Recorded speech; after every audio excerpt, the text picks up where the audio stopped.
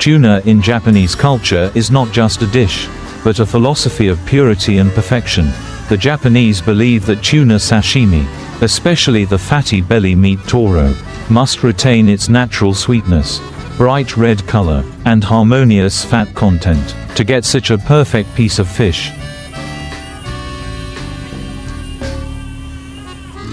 The journey to catch the fish at sea must be precise, fast, and full of technique. When a tuna is pulled up, fishermen must immediately use traditional methods such as a kejimi, that is, killing the fish quickly by stabbing the brain, removing the spinal cord to prevent decomposition and help the meat retain its beautiful color.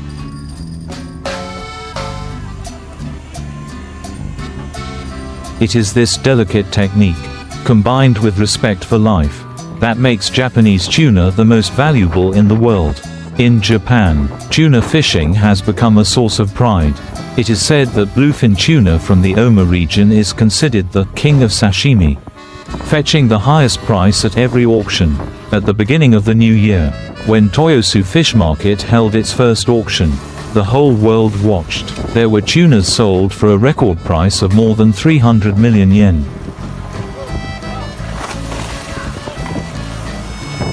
Just so that a famous sushi restaurant owner could affirm his brand. For them, owning an auction tuna is not only a business, but also an honor, a declaration of respect for the traditional sushi profession. Those moments, when the hammer fell, when the whole hall exploded, were not only moments of commerce but also sacred rituals, connecting fishermen, chefs and diners. The tuna industry in Japan is not only economic,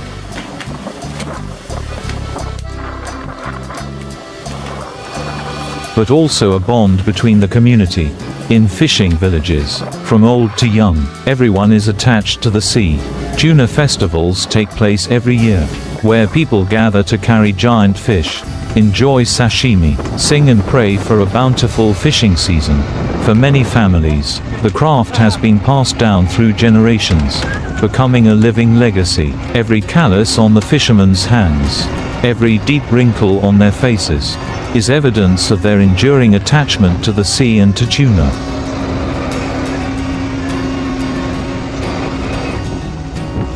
But in the modern era, when science and technology have developed, tuna fishing has also changed dramatically. Steel ships equipped with GPS technology, sonar, and onboard refrigeration have gradually replaced small wooden boats. This has increased productivity, but also raised the question: will modernization destroy the traditional beauty and sophistication of the handline industry?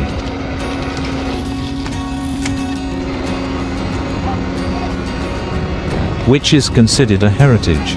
Many people worry that as fishing becomes industrialized, respect for fish, the sea, and the profession may fade. To fully understand the story of tuna in Japan, we need to look at the world. Tuna do not only swim in Japanese waters, but also migrate across the Pacific Ocean, even to the Atlantic. This makes resource management a global issue. Fierce debates take place at international conferences, when countries want to both preserve the fish and exploit it for economic gain.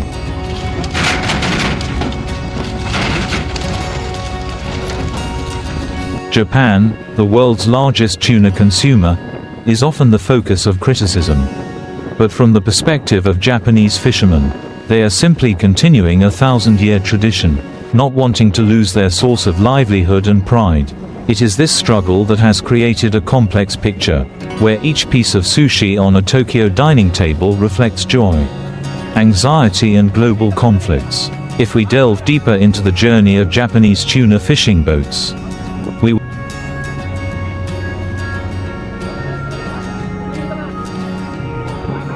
will see a clear mix of survival and professional pride. On the deck, as dawn breaks, fishermen prepare kilometer-long fishing lines, each with thousands of small hooks, and lower them into the vast ocean. The Japanese call this method longline fishing, a typical technique for hunting giant migratory fish.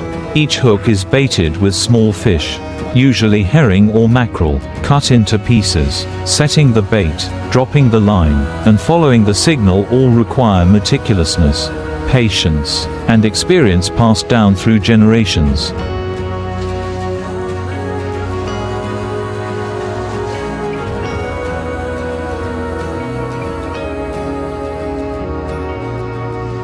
When the signal indicates that the fish has bitten the bait, the whole boat wakes up.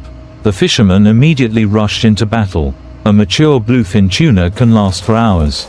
It darts underwater at a speed of more than 70 kilometers per hour, dives deep, and then suddenly thrashes violently. The fishing line is so taut it almost breaks. Sweat soaks the back of the shirt. Hands are blistered, but the fishermen's eyes are still burning. For them, each battle is not only a way to make a living, but also a test of human will against nature. Many old fishermen say that the feeling of winning a tuna is the ultimate sublimation.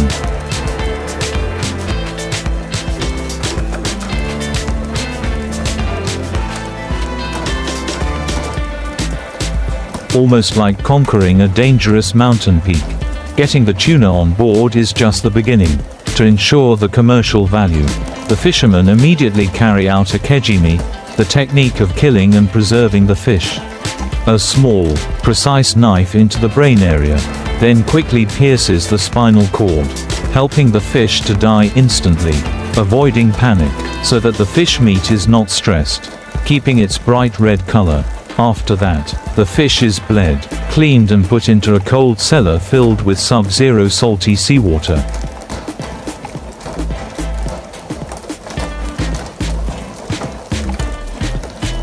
Each step is like a ritual, not only to sell for a high price, but also because of the cultural belief that people must respect the life of the fish, even if they have killed it to eat. Imagine a 300 kilograms bluefin tuna being lifted by crane to Omar Port. People gather, following the fisherman's eyes. Traders, dealers, restaurants stand waiting to assess the price. In just a split second, they can see the quality through the skin color, firmness, and layer of fat under the belly. The best fish will be transported urgently by air to Tokyo, even exported to the US and Europe. Speed is a vital factor, because just a few hours of delay can significantly reduce the quality of sashimi.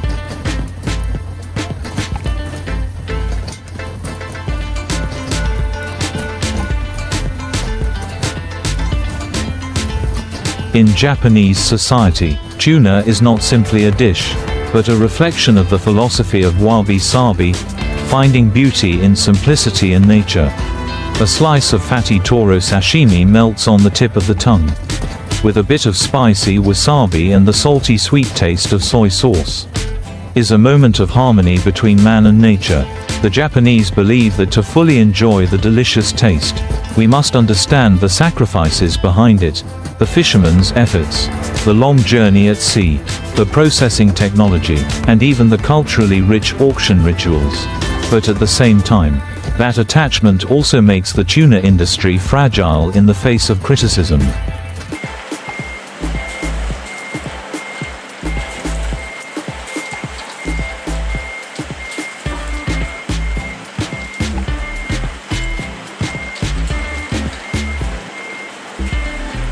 Many environmental organizations believe that Japan still maintains an excessively large catch, putting the bluefin tuna at risk of depletion.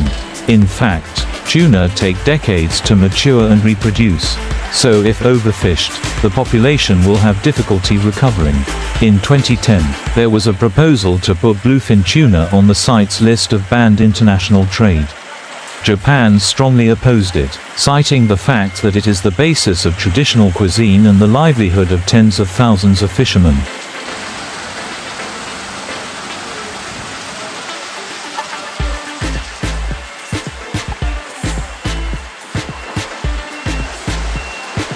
The debate continues, like a difficult-to-heal rift between conservation and culture. Interestingly, the tuna industry itself has become a subject of popular art. Many Japanese documentaries and television programs have glorified Oma fishermen, depicting them as warriors of the sea, their images in protective clothing, their hands tightly gripping fishing lines, resilient against the bone-chilling cold wind, have become a symbol of the Japanese spirit of perseverance, gaimon.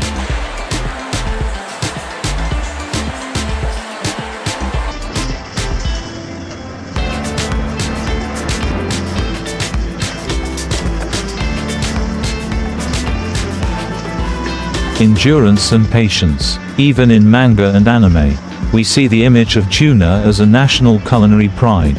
However, from an economic perspective, the tuna industry also reflects inequality in the value chain. Fishermen, the ones who sweat out at sea, often receive only a small fraction of the huge sums of money that the fish bring. The biggest profits go to traders and restaurants. This makes many young fishermen no longer interested in the profession. They choose to leave the fishing village and find other more stable jobs.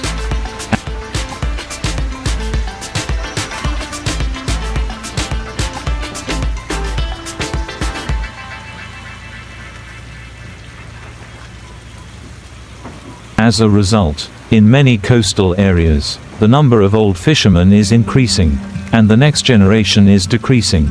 This is a painful problem, because without the next generation, the traditional tuna fishing profession may gradually disappear. Tuna, thus, is both a dish, a legend, and a difficult problem. In the eyes of fishermen, it is a symbol of strength and pride. In the eyes of scientists, it is a complex research object, challenging farming. In the eyes of diners, it is the quintessence of cuisine.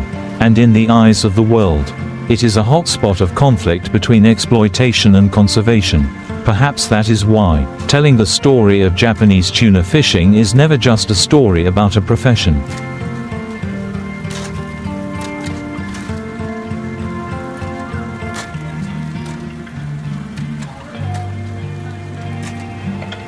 But a story about the interweaving of tradition and modernity, beauty and the price to pay. If you follow a Japanese fisherman through the life cycle of a tuna season, you will clearly feel the harmony between hard work and cultural beliefs. The trips start in winter, when the temperature offshore is bone-chillingly cold, but that is the time when bluefin tuna is at its best quality. The Japanese believe that tuna caught in the cold season, when it accumulates a thick layer of fat to withstand the cold seawater, has the perfect flavor, enough to make slices of toro melt right on the tip of the tongue.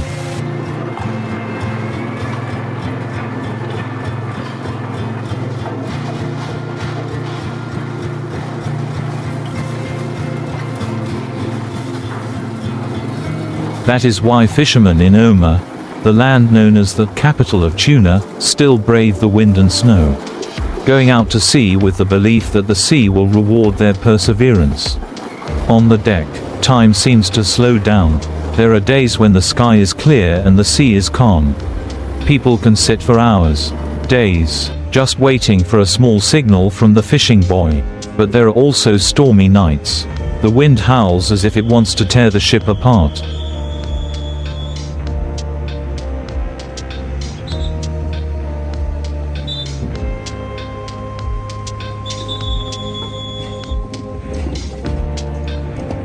The waves crash as if testing human endurance. Each fisherman must train his physical strength, his spirit of steel, and his absolute teamwork, because, if just one person loses focus, one action is delayed, the whole group can lose a fish worth hundreds of millions of yen. One of the most impressive images is the scene of a giant tuna being pulled onto the deck. When the fish is hooked, it will struggle violently, pulling the fishing line up and down, splashing water everywhere. Fishermen not only use strength, but also have to apply technique, combining rhythmically between the person holding the line, the person steering the boat, and the person preparing the spear to stab. When the exhausted, heavy fish finally floated to the surface, they used a large iron hook to attach a crane rope and slowly lifted it onto the deck.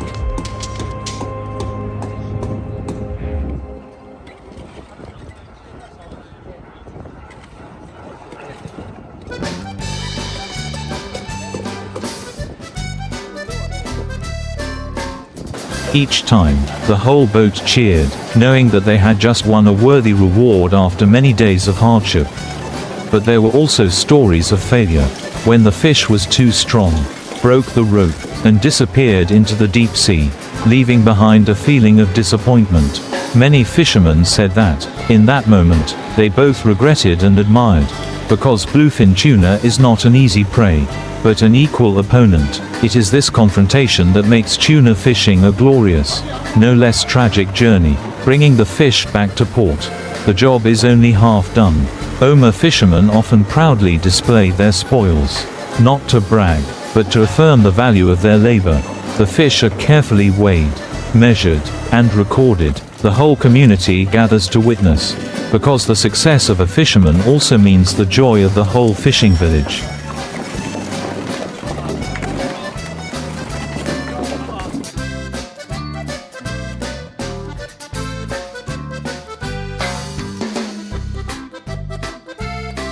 It is the moment when people feel that they are not only making a living alone, but are also contributing to preserving a cultural heritage. In the overall picture, the tuna industry also clearly reflects the discipline and community spirit of Japanese society. Fishermen always strictly follow regulations on seasons, fishing grounds, and quotas. They understand that if they overfish today, the sea will be empty tomorrow. Therefore, in many fishing villages, there are unwritten conventions, passed down from generation to generation, about how to fish responsibly. It is this self-awareness that has helped the Japanese tuna industry survive for hundreds of years.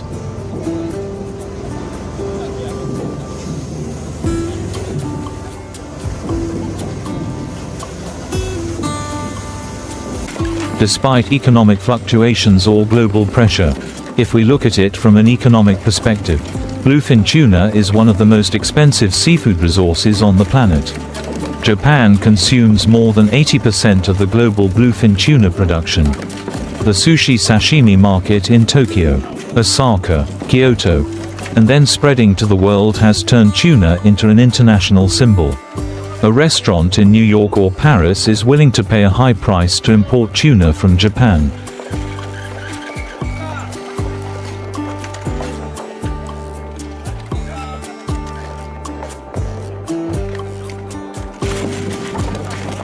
Because they know that gourmet customers will recognize the difference. Thus, from small coastal villages, the value of tuna has crossed borders, contributing to building the national brand of Japan. However, because of its great value, the tuna industry has become a contested piece of cake. In the Pacific Ocean, there are not only Japanese fishermen, but also fishermen from Korea, China, Taiwan, the Philippines, etc. Collisions and disputes over fishing grounds are not uncommon. Each time, the story is no longer just about fishing, but also has political and diplomatic overtones. Japan has had to negotiate and participate in regional agreements many times to maintain its legitimate rights and ensure tuna resources for its fishermen.